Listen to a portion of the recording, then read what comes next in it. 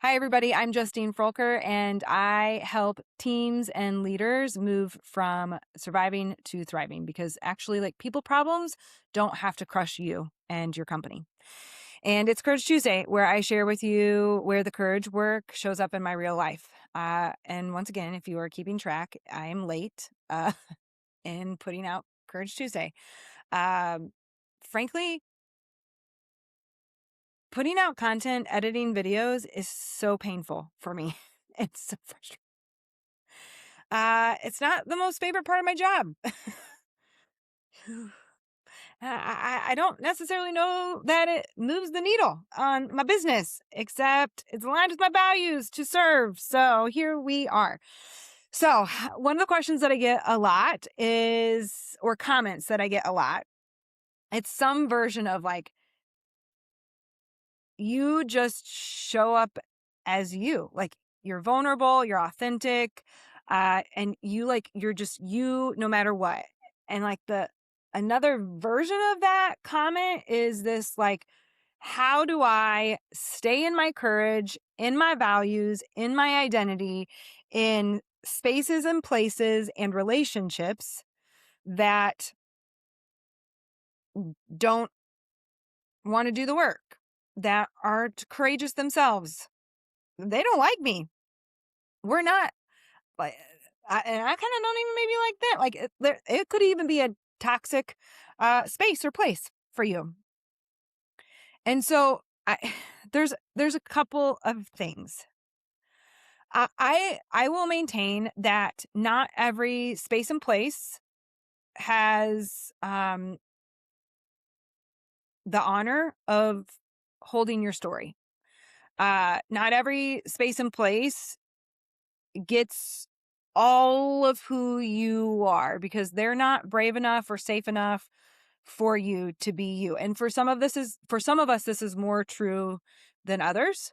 And I think we will all have to exist in spaces and places that aren't welcoming to us or don't honor our story or don't like us. And so a lot of times what people will feel like is that they have to walk into those spaces guarded, editing, perfecting, performing, masking up, armoring up, whatever you want to call it.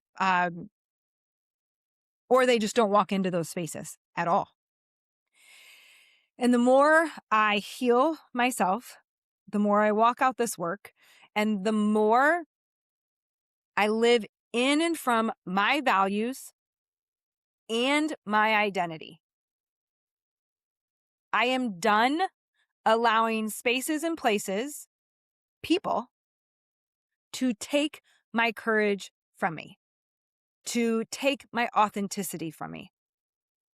Like I like I, I know every space and place I walk into, it, like well, God goes before me. So I'm supposed to be there, which means there's someone in that space or place that needs my giftings, my voice, my identity, my values. They need something. And if I let the fact that you are not brave, safe, kind, or you don't like me to take that from me, I allow you to take who I am from me.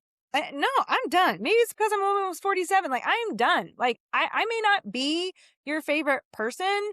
You may be mad that I am teaching a workshop to your organization. You may not believe in the work that I teach.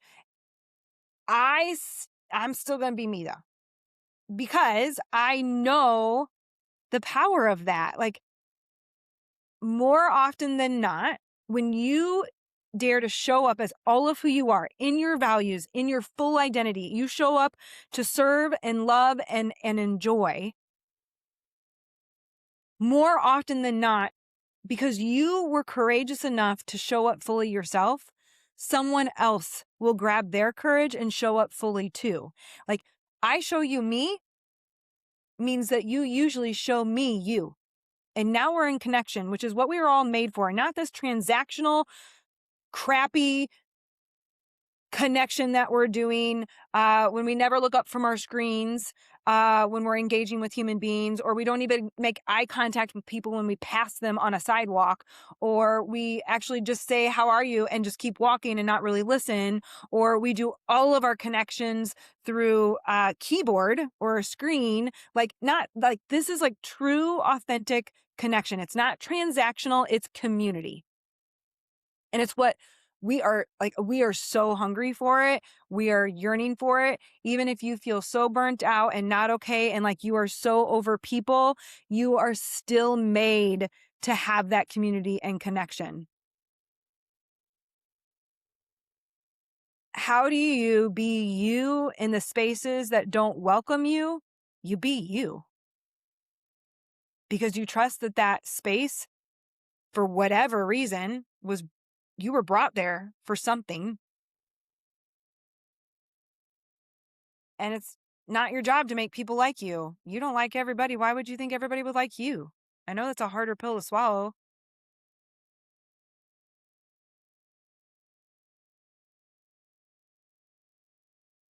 It is something like it's the courage work. You don't even have to, you don't have to bring God into it. For me, that it's a huge part of my life. And frankly, the more healing work I do, the more I get to the root cause of why people are struggling so much. And it's just basically because they don't know how loved they are. And I know even those like really tough rooms that I walk into that are not really happy to see me,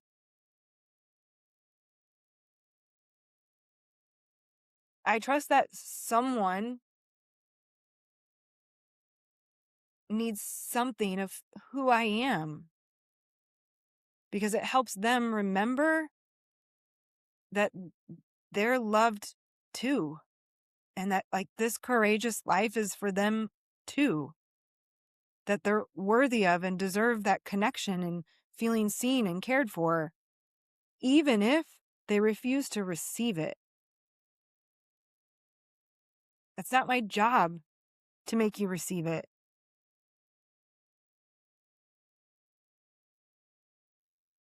There's a lot of people who do this work that they realize that. I mean, one of the things I say at the end of my training, like, some of you need to prune some stuff away, or they have a job position change. Like, they realize that they're in the wrong role, sometimes the wrong org. Usually, though, it's they become more of who they are, and everything around them and everyone around them benefits from that because this world is in desperate need of people being them. Like, there's only one of you. There's only one of you ever, ever, ever, ever. Like, someone's life depends on that.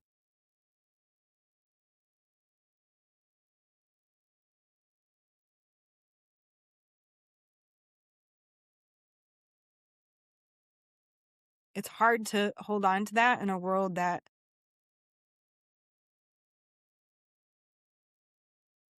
doesn't value it. Like, I would love to tell you that I don't get tripped up on the fact that I I can't seem to grow my followings or or get more reach that actually turns into conversions of sales. And I know some of the reason is that is because like some people just aren't ready for this work and I have to trust the timing of it. I can't I'm done forcing myself or this work on people who don't want it or who aren't ready for it. And I am done allowing rooms, spaces, places, and people to steal my identity and values because that part's up to me. That's my choice. No one makes us feel anything. I may not fit into to certain spaces. I still belong everywhere I go because everyone belongs. Everyone belongs. Most of all, I know I I belong to myself. I belong to God, which means I belong everywhere, and so do you. And who he made you is really needed in every space he has you in. Now, don't mishear me that when I walk into the tough spaces, that they get unfiltered everything. Nope. Like those tough spaces, they get more boundaries. Like I'm boundaried, Justine, not guarded, not perfecting, not editing, not masking. No, I'm still authentic. I'm just more boundaried around it.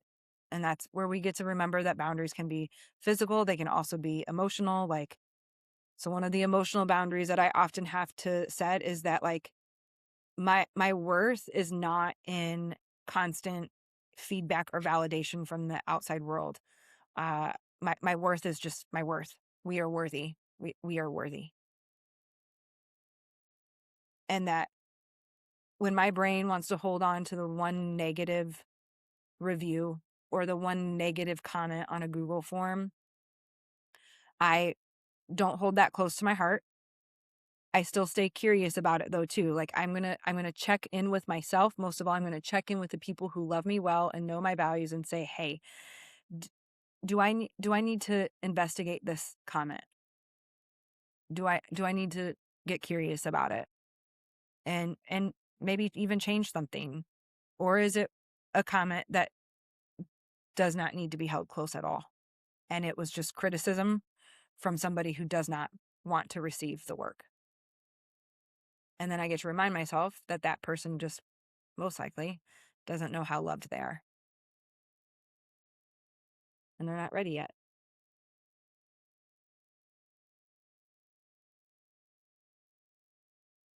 Maybe I'm not loving these Courage Tuesdays as much because I am allowing myself to flesh ideas out with you on them.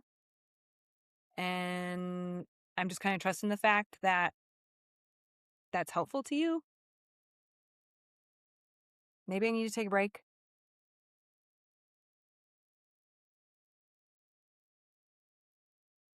I guess I'll go pray about that. Okay. Thanks for being here. Maybe see you next Tuesday.